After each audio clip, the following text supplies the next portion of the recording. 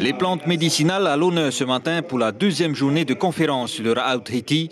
Que ce soit le tiaret Haiti, l'hibiscus, le noni ou le chanvre, toutes ont un lien commun, leur vertu thérapeutique. Pour Papa Jules, praticien depuis des années, certaines pathologies peuvent être guéries par la pharmacopée traditionnelle. Ça peut soigner presque toutes les maladies. J'ai essayé les diabétiques, arthrose, prostate, les empoisonnement de poisson, tout ça. Autre plante également appréciée pour ses vertus, le chanvre. Pour Édouard, les connaissances sur cette plante ne cessent d'évoluer. Les molécules répertoriées sont vraiment bénéfiques pour la santé. Plus la science avance dans les recherches, plus on découvre que c'est bénéfique pour des centaines de pathologies différentes. Et en fait, la clé pour comprendre tout ça, c'est le système endocannabinoïde, qui lui est là pour rétablir tous les équilibres qu'il y a dans le corps humain. Certes, les plantes locales ont des bienfaits réels. Reste désormais à réglementer cette médecine traditionnelle du Ra'aut Haiti afin d'éviter certaines erreurs graves du passé. Il y a eu des erreurs qui ont été faites dans les années 70 ou 80 avec des bébés qui sont morts peut-être maltraités avec du toit ou mauvaise dose, etc. Donc c'est pour ça qu'il faut bien cadrer, mais ce serait logique de revaloriser la médecine traditionnelle polynésienne. Initiateur du projet, le maire de Paea espère bien qu'au bout de cette semaine autour du Ra'aut Haiti, des avancées certaines seront à l'ordre du jour. En tout cas, le ministre de l'Agriculture est déjà à l'étude d'un projet de texte pour encadrer et intégrer la médecine traditionnelle à la pratique conventionnelle. Andrea Marou, bonsoir, bienvenue. Vous êtes élu à Paea. C'est vous qui avez porté ce projet, une semaine consacrée au Ra'aut Haiti. La médecine traditionnelle retrouve petit à petit ses lettres de noblesse. On l'a vu pendant le Covid, la population a eu massivement recours au Ra'aut Haiti.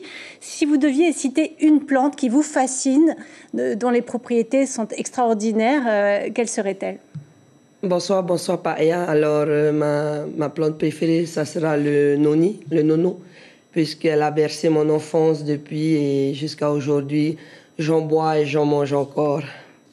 On l'a vu dans le reportage, les scientifiques s'intéressent de plus en plus à cette médecine traditionnelle.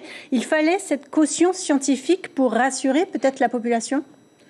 Pas forcément, dans le sens où nous avons justement fait cet événement-là pour inviter justement des chercheurs, des scientifiques, des tradipraticiens pour pouvoir partager nos connaissances et justement aboutir à la fin à un accord entre tous ces scientifiques et ces personnes qui, dans le seul but, est de guérir et apaiser nos malades.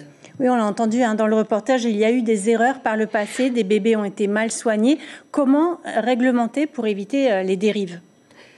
Effectivement, cet événement, justement, est là pour bien repérer, justement, des erreurs dans le passé à ne plus commettre.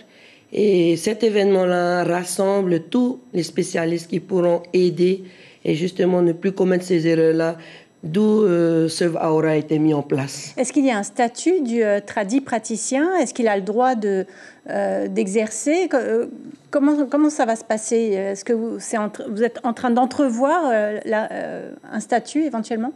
Oui, nous sommes en train de rassembler justement tous ces praticiens pour pouvoir échanger et voir quel statut serait propre à lui-même.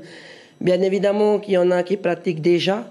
Et ceux-là, nous les avons quand même invités pour pouvoir venir partager et se mettre en accord avec tout le monde médicinal qui va pouvoir aussi nous aider, ainsi que les scientifiques.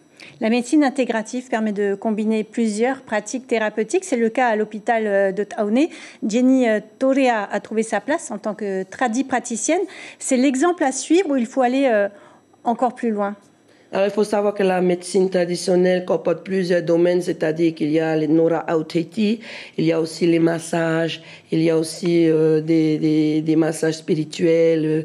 Et bien sûr que Jenny est un exemple, puisque toutes ces expériences ont démontré que justement, elle est, on va dire, elle est crédible, mais non seulement, mais pour avoir vécu, je peux dire qu'elle est un bon exemple pour nous, la jeunesse. Qu'est-ce que vous voulez dire quand vous dites que vous l'avez vécu? Vous avez ressenti une énergie particulière? Effectivement, elle nous a proposé une immersion totale à Farehapé qui nous a aidés dans le sens où il ne fallait pas juste écouter ou entendre les dire, mais bien de le vivre. Voilà. Un livre dédié à la pharmacopée traditionnelle a été rédigé par l'Académie tahitienne. Le Ra'au Tahiti est indissociable des langues maori. Vous pensez que la transmission se fera par les livres?